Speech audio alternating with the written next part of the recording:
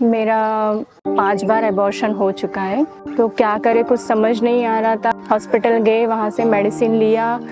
ऐसे करने के बाद मैं जैसे तैसे घर पहुँचे, तो फिर मन में एक घबराहट सी हो रही थी कि फिर से कहीं कुछ प्रॉब्लम ना हो जाए।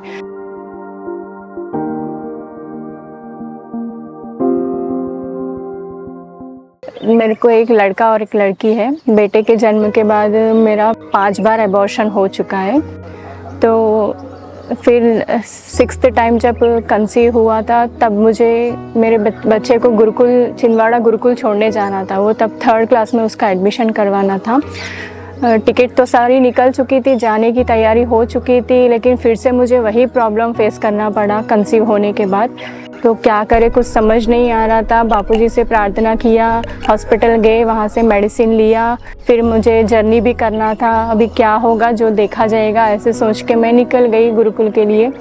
मेडिसिन, इंजेक्शन सब चल रहा था, ऐसे ही मैंने जर्नी किया। वहाँ जाने के बाद में थोड़ा ठीक लगा। फिर मैंने सोचा पता नहीं बापूजी कहाँ से प्रेरणा दी कि मुझे अनुष्ठान करना चाहिए। तो ऐसे मैंने 3 दिन के लिए अनुष्ठान शुरू किया वहाँ पे। जब रिटर्न पहुंची तब 5 दिन के बाद आना था।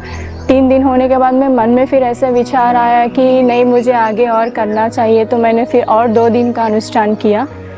ऐसे करने के बाद में जैसे तैसे घर पहुंचे, तो फिर मेरा घर में थोड़ा नेगेटिव एनर्जी था, इसके कारण मुझे बार बार अबॉर्शंस हो रहे थे।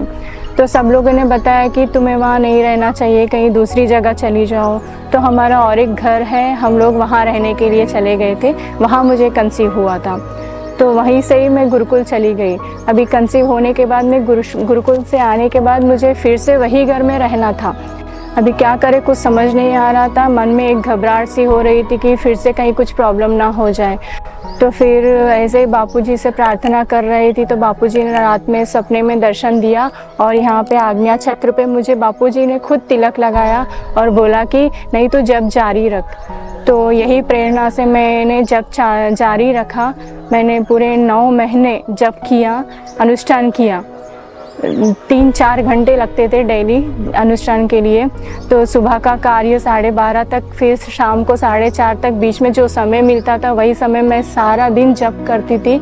वही जप ही मेरे लिए रक्षा कवच था, क्योंकि मैं उसी माहौल में रहकर फिर मैं क्या होगा ये डर तो था, लेकिन बापूजी मेरे साथ है ये हिम्मत भी थी मुझ में कि नहीं, बापूजी कैसे ना कैसे मुझे ठीक ही करेंगे। ऐसे सोच के मैं जैसे तैसे मैंने 9 महीने जब कंप्लीट किया, अनुष्ठान किया 9 महीने। जब लास्ट में डिलीवरी का टाइम आया तो 10 दिन पहले ही डिलीवरी का डेट दे चुके थे। तो मुझे कैसे भी करके पूरे 9 महीने कंप्लीट करना था। जब ये अभी 10 दिन का मैं डबल कैसे करूं, ये मुझे समझ नहीं आ रहा था। अभी बापूजी से प्रार्थना किया और मैंने डेली का 120 मतलब 10 दिन का एक्स्ट्रा, मतलब 10 दिन में, एक दिन में 2 बार अनुष्ठान करना। ऐसे मैंने 240 माला एक दिन में 10 दिन कंप्लीट किया।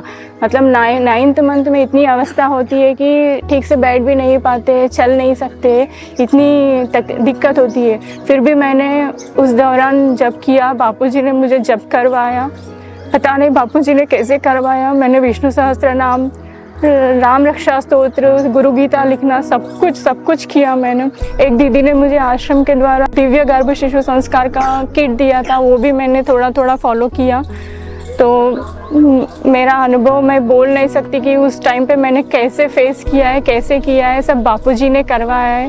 तब जाके 9 महीने में मेरा डिलीवरी हुआ। मैंने बापूजी ने जो बताया ना, वो गोबर का रस वो भी मैंने लिया है, तो तब जाके डिलीवरी हो गई है। ये मेरी बेटी है, इसका ही नाम है सानवी। इसके टाइम पे ही मैंने ये सब कुछ किया था। ये एक संताग्राही है, मतलब जो एक बार बोलते हैं तो तुरंत कैच कर लेती है। कहते हैं कि विष्णु सहस्त्र नाम पढ़ने से बच्चा एक संताग्राही बनता है, तो वो तो मुझे साक्षात दिख रहा है मेरे बच्चे में। तो आशा रामायण पाठ भी करती थी मैंने, 9 महीने मैंने आशा रामायण पाठ भी किया। तो मेरा अनुभव मैं बयां नहीं कर सकती कि मैं इतना बोलना मेरे लिए काफ़ी नहीं है, बहुत कुछ अनुभव किया है मैंने। तो बस यही कहना चाहती हूँ आपसे कि आप भी बापूजी से जुड़े और दिव्य शिशु गर्भ संस्कार के उसको अपनाएं अपने जीवन में। उसके द्वारा क्या परिवर्तन आता है, बच्चों में क्या संस्कार आते हैं, ये सब कुछ तो मेरा उदाहरण है ही। तो आप भी गर्भवती माताएं इसका फॉलो करें, यही मैं आपसे निवेदन करना चाहती हूँ। अधिक जानकारी के लिए संपर्क करें महिला उत्थान मंडल द्वारा संचालित दिव्य शिशु गर्भ संस्कार केंद्र, संत श्री आशाराम जी बापू आश्रम, अहमदाबाद।